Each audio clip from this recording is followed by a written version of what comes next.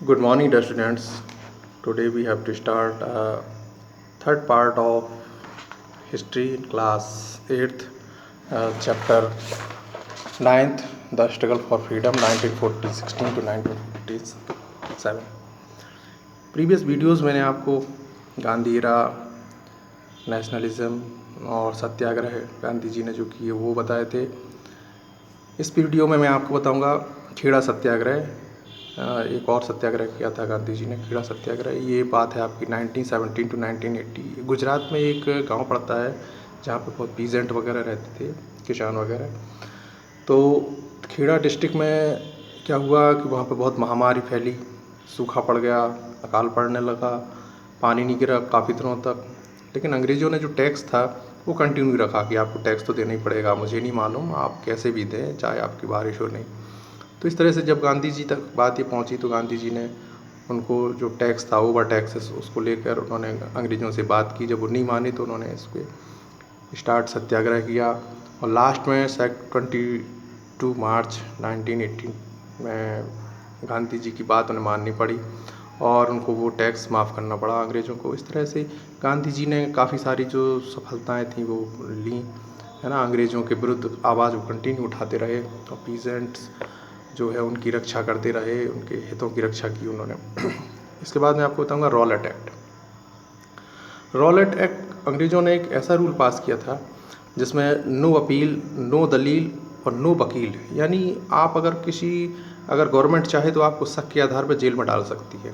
कोई भी अगर आप उन गवर्नमेंट को ये शक है कि आप किसी भी तरह जो फ्रीडम है उसकी फाइटिंग में अगर आप थोड़े बहुत भी इन्वॉल्व हैं कहीं ना कहीं, तो वो आपको एक इम्प्रिजन कर सकती है, जेल में डाल सकती है। उसके लिए ना तो आप कोई वकील कर सकते हैं, ना भी आप कोई दलील दे सकते हैं। अगर आप 4 लोग खड़े हैं, बात कर रहे हैं रोड पे और गवर्नमेंट को लगता है कि कहीं ना कहीं इन्वॉल्व हैं किसी मूवमेंट में, और वो जेल में डाल सकती है आपको, आप कुछ नहीं बोल सकते, चाहे आप अपनी घर कहीं की बात कर रहे हो। तो ये था रॉलेट एक्ट। गांधी जी ने इसके खिलाफ आवाज़ उठाई और हंगर स्ट्राइक भी की, भूख हड़ताल की।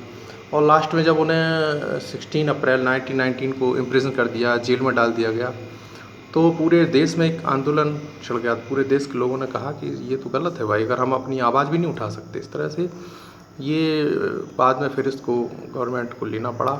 इसमें डॉक्टर सत्यदयाल सतपाल और डॉक्टर सैफुद्दीन किचू ये अरेस्ट हुए थे।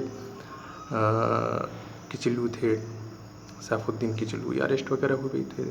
इसके बाद फिर जब गांधी जी को अरेस्ट कर लिया गया, नहीं छोड़ा और उनको जेल में डाल दिया गया। इसके बाद फिर जलियांवाला बाग ट्रेजेडी आती है। जलियांवाला बाग पंजाब में है। ये घटना है आपकी 13 अप्रैल 1919 की। ये बहुत ज़्यादा एक क्राउड, एक भीड़, जिसमें बच्चे भी थे, महिलाएं भी थीं, जेंट्स भी थे, बुज़ुर्ग भी थे, सभी लोग तबके के लोग पीसफुली अपने शांतिपूर्वक, एक जलियांवाला बाग पड़ता है पंजाब में, तो वहाँ पे प्रोटेस्ट कर रहे थे। एक तरह से आंदोलन कर रहे थे गवर्नमेंट की नीतियों के खिलाफ। किसान थे वहाँ के और डिस्कस कर रहे थे। तो इसी तरह उसमें कौन थे, डॉक्टर सतपाल थे और डॉक्टर सैफुद्दीन किचलू भी थे। तो ये जो बातें हो रही थी उनकी कि किस तरह से गवर्नमेंट के खिलाफ हमें एक्शन ली जाए, तो सैंडर्स आया और उसने चारों तरफ से पुलिस से घेर के, जो अंग्रेज अधिकारी था, ब्रिटिश ऑफिसर था, उसने गोलियां चलवा दी। तो उसमें हज़ारों लोगों की संख्या में लोग मारे गए थे। यानी इतनी इस इंडियन हिस्ट्री में इतना नरसंहार, इतना खून खराबा कहीं कभी नहीं हुआ होगा कि एक बाग में इस तरह से डेथ हुई। तो गांधी जी इस बात से इतने दुखी हुए कि गांधी जी को जो उपाधि दी गई थी कैसर हिंद की, वो उन्होंने वापस कर दी। रविंद्रनाथ टैगोर को उन्होंने अवॉर्डेड किया था अंग्रेज़ों ने, तो रविंद्रनाथ टैगोर ने भी अपना जो अवार्ड था वो भी वापस कर दिया। इसके बाद आया खिलाफत आंदोलन। खिलाफत क्या था? खिलाफत का मतलब खिलाफ होना।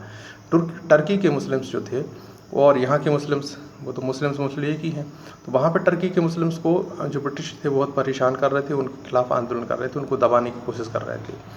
तो टर्की के मुस्लिम्स जो उनकी कम्युनिटी थी, वो उन्होंने यहाँ पे मैसेज किया कि भाई हम लोगों को परेशान किया जा रहा है, आप अपने इंडियन मुस्लिम भी एक होकर उनके खिलाफ आवाज़ उठाओ। तो इस तरह से इंडियन मुस्लिम्स भी अंग्रेज़ों के खिलाफ हो गए। इसी को कहते हैं खिलाफत मूवमेंट, ये अली ब्रदर्स ने किया था टर्की में, मोहम्मद अली और शौकत अली, ये 1919 की बात है।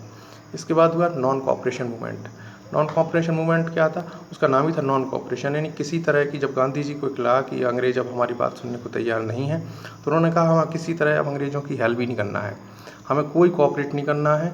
ये किसी तरह का, तो जो स्टूडेंट्स थे उन्होंने कॉलेज छोड़ दिए, जो एडवोकेट थे उन्होंने वकालत छोड़ दी, जो भी सर्विस करते थे गवर्नमेंट जॉब छोड़ दी उन्होंने, और जो उनकी ब्रिटिश जो फॉरेन गुड्स थे, सामान था, जैसे कपड़े थे और भी चीज़ें, वो चौराहे पर जाके उनको होली सी जलाई गई उनकी, और उन सब ने कसम खा ली कि हम अब अंग्रेज़ों से ना कोई सामान खरीदेंगे, ना ही किसी तरह इनकी ये मदद करेंगे। और इसमें दोनों कम्युनिटी, हिंदू और मुस्लिम दोनों एक हो गए, ठीक है ना। ये बात है आपकी 1920 की। इस तरह से लार्ज संख्या में, बहुत बड़ी संख्या में ये नॉन कोऑपरेशन मूवमेंट चला। अब लोगों को प्रॉब्लम क्या हुई, तो गांधी जी ने चरखे के द्वारा उन्होंने कहा कि हम हाथ से बने कपड़े पहनेंगे, है ना। इसमें CR दास, EV रामास्वामी और भी बहुत से लोग जुड़ते गए। ये आंदोलन 2 साल चला, 1920 तक। नेक्स्ट वीडियो में मैं आपको आगे का जो पॉइंट्स हैं वो बताऊँगा, ये आप इसकी स्टडी करें।